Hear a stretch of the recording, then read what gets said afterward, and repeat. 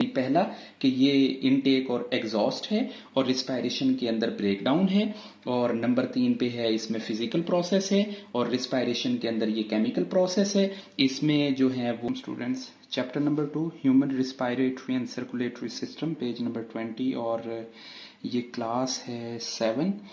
आज हमारा टॉपिक रहेगा difference between the respiration and the breathing. अच्छा, इससे पहले टॉपिक्स के अंदर हम ब्रीथिंग को बड़े अच्छे तरीके से उसके ऑर्गन्स को, उसका पूरा प्रोसीजर हमने रीड किया है, काफ़ी अंडरस्टैंडिंग हो गई है। लेकिन फिर भी एक कन्फ्यूजन है रिस्पायरेशन के अंदर और ब्रीथिंग के अंदर, हम इसका कंसेप्ट ठीक से समझते हैं। Respiration is often confused with breathing even though they are completely different processes. के जो रिस्पायरेशन है और ब्रीथिंग है, बेसिकली ये टोटल डिफरेंट प्रोसेसेस के अंदर आता है, लेकिन हम कॉमनली कंफ्यूज होते हैं कि हम ब्रीथिंग का कॉन्सेप्ट क्या लें, हम रिस्पायरेशन का कॉन्सेप्ट क्या लें। So, student, basically breathing is a physical process of inhaling, exhaling air through the lungs। के हम जब अपने फेफड़ों के जरिए हवा को अपने अंदर दाखिल करते हैं या अपने से बाहर निकाल रहे होते हैं, तो इस सारे प्रोसेस को हम कहते हैं कि हम ब्रीथिंग कर रहे हैं। अब इसमें जो ऑर्गन्स, जो कंपोनेंट्स यूज हो रहे होते हैं, जैसे इसमें लंग्स है, इसमें हमारी नोज है, इसमें विंड पाइप है, और ये सब कंपोनेंट्स जो इसमें यूज हो रहे हैं, ये जो सब हमारे ओज़ हैं, हमारे इस्तेमाल हो रहे हैं, ये ब्रीथिंग के अंदर आएंगे। So breathing is simply a way of exchange gases between the lungs and the surrounding air. अगर हम इस कंसेप्ट को समझते हैं तो ये जान पाते हैं कि breathing is a simple way of exchange gases को अगर हम सिंपल डेफिनेशन में लें तो बेसिकली एक्सचेंज ऑफ गैसेस है between the lungs and the surrounding air. यानी हमारे सराउंडिंग में जो हवा है उसका और जो हमारे बॉडी के अंदर जो ब्रीदिंग जो ऑर्गन्स हैं उनके दरमियान में ये चेंज होना, यानी ऑक्सीजन को इनहेल करना, और ऑक्सीजन को इनहेल करने के बाद कार्बन डाइऑक्साइड गैस को एग्जॉस्ट करना या आप उसे गेट रिड ऑफ करना या बाहर निकालना, यानी हवा का अपने जिस्म के अंदर दाखिल करना और कार्बन डाइऑक्साइड का बाहर निकालना, ये ब्रीथिंग कहलाएगा। अच्छा, respiration take place the cell of the body tissues. अब अगर हम रिस्पायरेशन के बारे में रीड करते हैं तो रिस्पायरेशन बेसिकली इसका मतलब ये हो जाता है कि इसमें जो हमारे बॉडी टिश्यूज हैं, अब इसमें सारे सेल के बारे में ना, कॉमन सेल्स के बारे में बताया।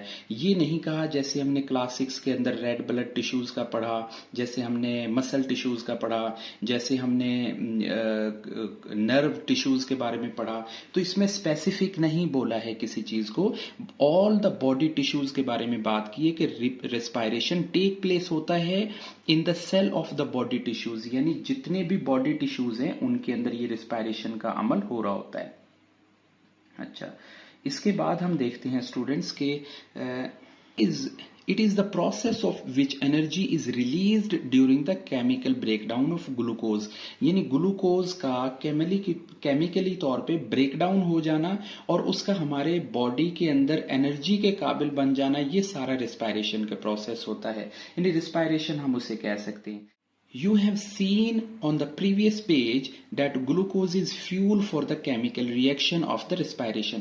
अब previous page का जो जिक्र किया है स्टूडेंट, हम पेज नंबर जब आते हैं अपना 16 पे, तो देखें एक हमारे सामने केमिकल इक्वेशन लिखी हुई है, एक प्रोसेस लिखा हुआ है कि हम ग्लूकोज और ऑक्सीजन को जब हम केमिकली तौर पे ब्रेक डाउन करते हैं तो हमें कार्बन डाइऑक्साइड, वाटर और एनर्जी जो है वो मुयस्सर हो रही होती है।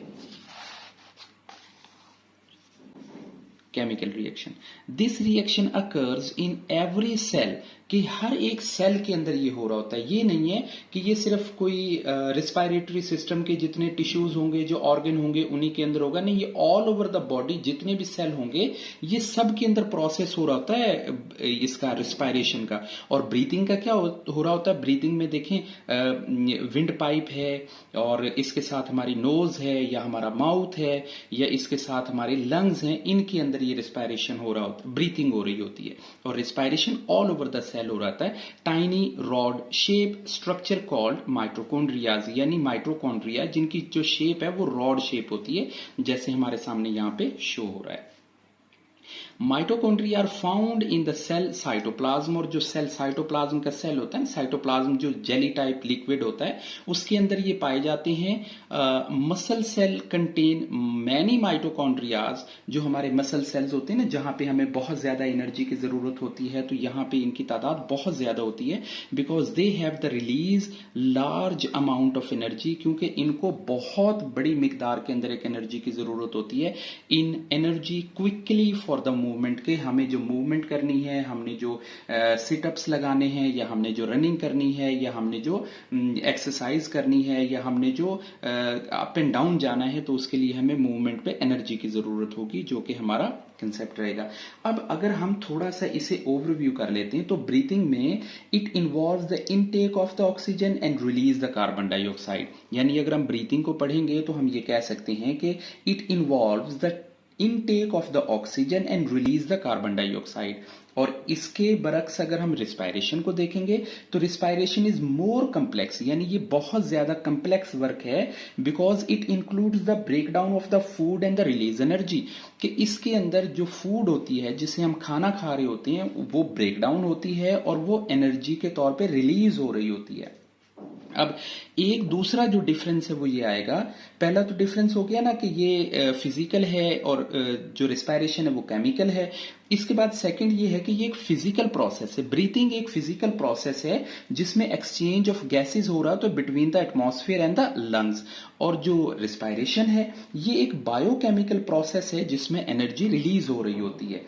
सेकंड, तीसरे नंबर पे जो डिफरेंस है उसे हम ये कह सकते हैं कि it involves breathing organs, lungs और जो ब्रीदिंग ऑर्गन्स होते हैं वहां पे।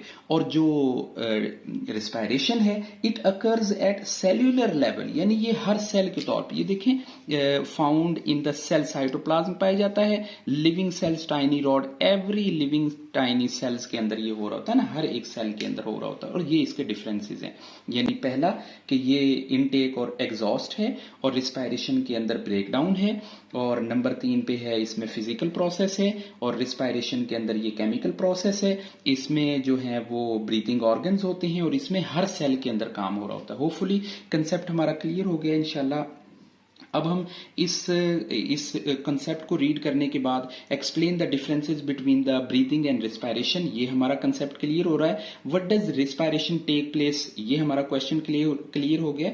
व्हाट आर द माइटोकॉन्ड्रियाज, ये हमारा यहाँ पे माइटोकॉन्ड्रियाज रॉड शेप होते हैं। माइटोकॉन्ड्रिया ये हमारा एनर्जी बैंक भी होते हैं और हमारे मसल्स के अंदर बहुत ज्यादा तादाद में होते हैं।